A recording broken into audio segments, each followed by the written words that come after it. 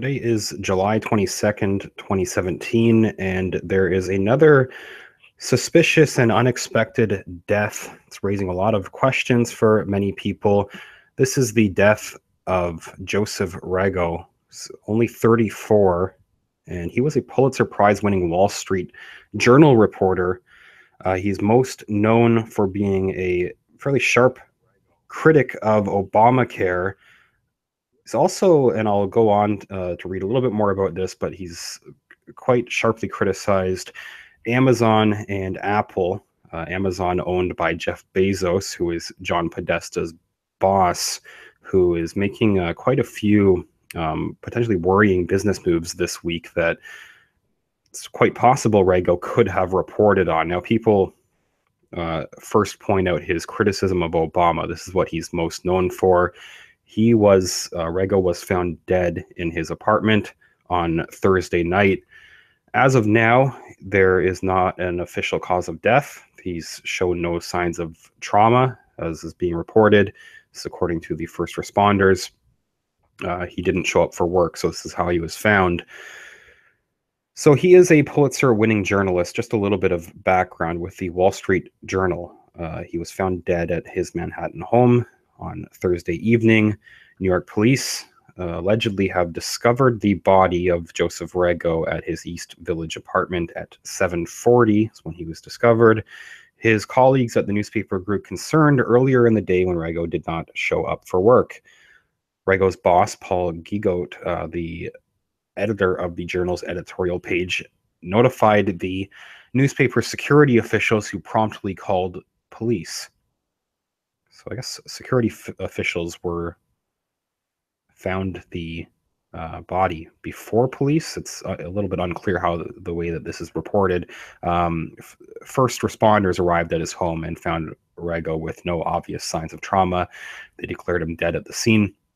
Authorities are waiting the result of an actual autopsy before definitively determining the cause of death. So they've made a number of statements. Rego is most known for his, what they say are well-researched criticisms of Obamacare starting in 2011. And he recently, I believe it was his most recent article, was another article criticizing Obamacare. He won this award, the Pulitzer Award, because of it's a quote saying, well-crafted against the grain editorials challenging the healthcare reform advocated by President Obama. Not paying attention to these editorials was not an option for policymakers. So he did affect some actual change in Washington, changes that Obama may not necessarily have agreed with, but he basically brought some of these issues to the public that largely weren't being discussed. And this is what I wanted to move on to. It's being less widely talked about. It's sort of just a footnote in some of these articles, but he was also relatively well known, along with the Obamacare articles, also for criticizing a number of other subjects, including Amazon and antitrust, Apple and privacy. The Amazon and antitrust topic sticks out to me, especially right now, since the owner of Amazon, Jeff Bezos, who, as I mentioned, is also John Podesta's boss, he has since acquired the Washington Post after taking a $600 million contract from the CIA. So Jeff Bezos, the owner of the Washington Post and of Amazon, has taken large sums of money from the CIA. He's very likely sold himself out to the CIA in some sense, at least. He's also now trying to acquire Whole Foods.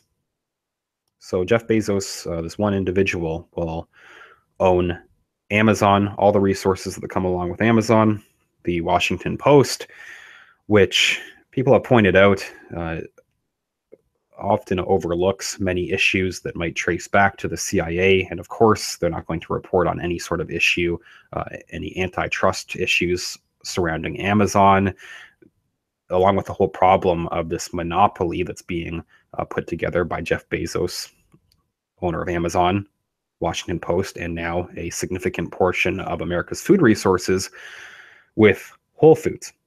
Of course, he owns the Washington Post, so the Washington Post and their affiliates are not going to report on this as if it's a problem or a possible conflict of interest, which it very well is.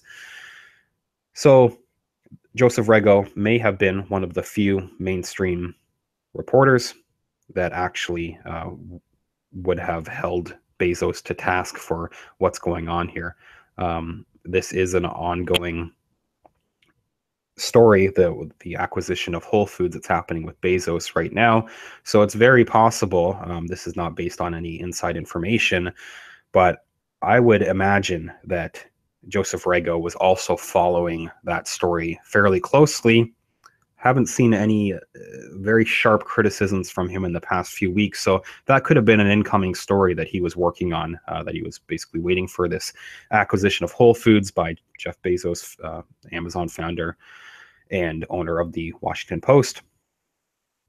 It's very possible that Joseph Rego was going to have some sort of expose or something that could expose Jeff Bezos's obvious conflicts of interest in these deals.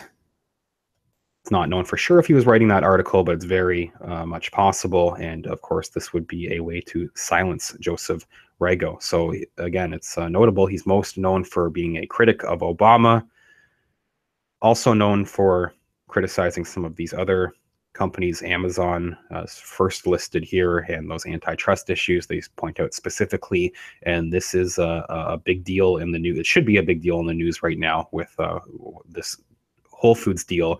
It's not being very much reported, and I do think that's in large part because of the influence that Jeff Bezos has in the media. Joseph Rego may have been one of the few reporters to actually talk about this, and now, of course, he's unable to write about this issue. So we'll have to wait until more details come out surrounding this death, but there's a number of questions, I think, that are raised based on what we know so far.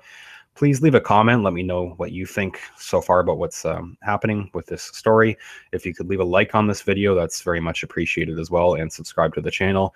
Finally, I have a link in the description of this video to my Patreon page, or you could just type in Patreon, patreon.com/bait-and-sketch. Thank you so much to all my patrons that have donated already. Even if you could donate $1 or $2, it just gives me a few extra resources, some extra time to put back into the channel. So if you watch the channel regularly, greatly appreciate any donations. But thanks so much for watching. Please leave a comment again. If you leave a like on this video, greatly appreciated. I will follow up shortly. Thanks, everyone.